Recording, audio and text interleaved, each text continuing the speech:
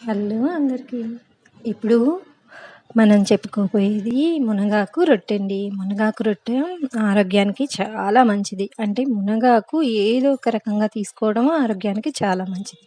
ఎందుకు అంటే ఇది నెమ్ము సమస్యలు తగ్గిస్తుంది, రక్తహీనతను తగ్గిస్తుంది, ఎముకల అరుగుదలని అంటే ఒక్క బెనిఫిట్ అని కాదు, అన్ని రకాలుగా పనిచేస్తుందనమాట. షుగర్ వాళ్ళకి అన్ని రకాలుగా పనిచేస్తుంది. మునగాకుని కొంచెం ఆహారంలో తీసుకోవడం చాలా మంచిదనమాట. అయితే ఇప్పుడు మునగాకుతోటి రొట్టె చేయడం చూపిస్తానండి. ఈ మునగాకు రొట్టె కోసము మీరు ఇవి చిన్న చిన్న ఆకులుగా ఉంటాయి. మీకు కావాలి అంటే అలా ఆకులు వేసుకోవచ్చు. లేదు అంటే మిక్సీకి వేసుకొని పేస్ట్‌లా కూడా వేసుకోవచ్చనమాట. నేను ఈ గోధుమ పిండిలో ఉప్పు, కారము, మునగాకు మాత్రమే వాడుతున్నాను. కొంచెం మసాలాలు తినేవాళ్ళు అయితే అల్లం వెల్లుల్లి పేస్ట్ వేసుకోవచ్చు. చాలా చాలా బాగుంటుంది వేసుకున్న.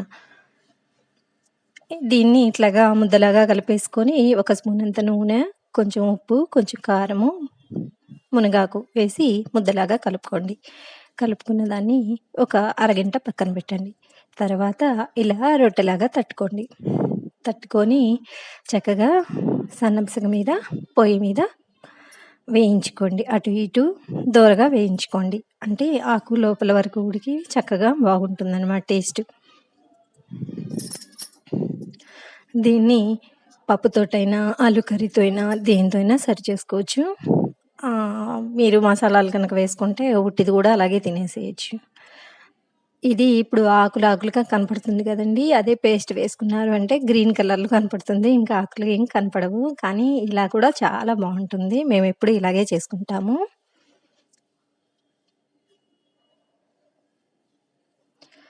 నా ఛానల్ నచ్చితే సబ్స్క్రైబ్ చేసుకోండి. లైక్ చేసి షేర్ చేయండి.